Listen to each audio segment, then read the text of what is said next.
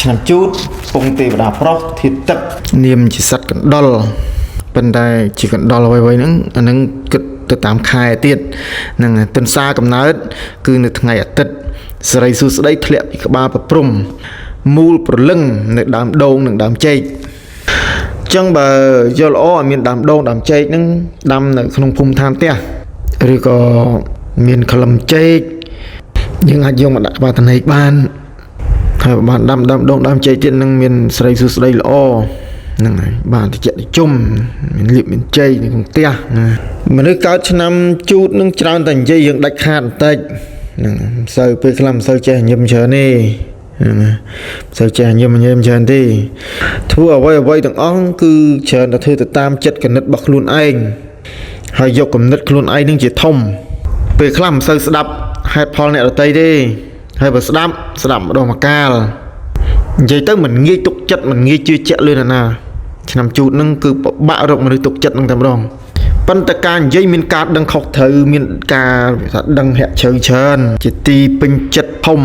ឬក៏សាមណៈបួសនៅក្នុងព្រហ្មញ្ញសាសនាឬក៏ពុទ្ធសាសនាហ្នឹងហើយបួសជាតបោះហ្នឹងទៅណាបួសជាព្រះសង្ឃហ្នឹងទៅហ្នឹងអញ្ចឹងព្យាយាមធ្វើចិត្តរៀងកណ្ដាលបន្តិចកុំសូវធ្វើតាមចិត្តខ្លួនឯងខ្លាំងពេកហើយបើសិនជាដាក់ចិត្តជឿហេតុផលអ្នកដទៃក៏ត្រូវជឿដោយការពិចារណាត្រឹមថ្លៃនៅឲ្យជ្រៅបន្តិចហ្នឹងមិនចេះជឿផងមិនទេតាជឿតាមគេទាំងស្រុងទេពេលខ្លះជឿតាមគេអត់ហេតុផលខ្លះក៏ធ្វើឲ្យភ្លាត់ដែរយ៉ាងណាមនុស្សឆ្នាំជូតនៅតែពិបាកហ្នឹងនៅតែពិបាកនៅក្នុងការរកមនុស្សទុកចិត្តពិបាករកសំបីតែសាច់ញាតិបងប្អូននោះពេលខ្លះពឹងអត់បានហ្នឹងហើយពិបាកហើយបើរាប់អានអ្នកដទៃច្រើនតែគេកេងប្រយោជន៍ឬក៏គេខ្លាចយើងហ្នឹងមានប្រយោជន៍លឹះលុបទៅលើគេហ្នឹងហើយច្រើនធ្វើគុណបានទោសហ្នឹងហើយបើមនុស្សប្រុសឲ្យយើងប្រយ័ត្នណាប្រយ័ត្នមនុស្សប្រុសឆ្នាំចឆ្នាំកុលហ្នឹងហើយអញ្ចឹងមនុស្សប្រុសឆ្នាំជូតឲ្យប្រយ័ត្នមនុស្សប្រុសឆ្នាំចកុលនិងមនុស្សប្រុសឆ្នាំមីរៀងពិបាកបន្តិចណាហ្នឹងហើយនឹងឆ្នាំប្រុសឆ្នាំថោះមួយទៀតហ្នឹងហើយរៀងពិបាកបន្តិចមកទៅជួយគេច្រើនតែគេមិនសូវដឹងគុណទេអញ្ចឹង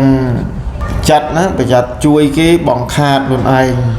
ជួយអត់អំពើហ្នឹងឬក៏ទៅរាប់អានទៅគេនិយាយថានាំទុកទោសហ្នឹងមកឲ្យខ្លួនហ្នឹងឈឺក្បាលនាំពិបាកហើយមួយវិញទៀតគឺថាវាក្នុងខ្សែជីវិតវិញនិយាយទៅទោះបីជាបើកក្រុមហ៊ុនក៏ពិបាករកមនុស្សទុកចិត្តធ្វើការច្រើនគេឈ្នានេះហ្នឹងហើយធ្វើតែមនុស្សឆ្នាំជូតទៅណាមានគេចូលចិត្តច្រើនក៏ប៉ុន្តែមនុស្សប្រុសឆ្នាំជូតមនុស្សឆ្នាំជូតមានចរិតជាស្ដាច់រៀងក៏អឺបន្តិចហ្នឹងហើយក៏ប៉ុន្តែអ្នកខ្លះក៏មិនចូលចិត្តអ្នកខ្លះទាំងរៀងរឹកឬក៏អ្នកខ្លះទៅថាមនុស្សនឹងពិបាកណាក៏ប៉ុន្តែដល់ពេលចូលគៀកមនុស្សឆ្នាំជូតស្រួលទេហ្នឹងហើយមនុស្សឆ្នាំជូតมันមានអីដែលធ្វើឲ្យស្មុគស្មាញឬក៏នាំទុកទោសដល់អ្នកដទៃទេហ្នឹងហើយតែពឹងគេនោះពឹងមិនសូវបានផងហ្នឹងហើយបើពឹងបងប្អូនស្រេចបើពឹងមិត្តភក្តិអីបានខ្លះហ្នឹងហើយហើយតតែមាននិស័យជាមួយគ្នាហ្នឹងហើយមិនថាមិត្តភក្តិឬក៏អ្នកធ្វើការជាមួយតតែមាននិស័យ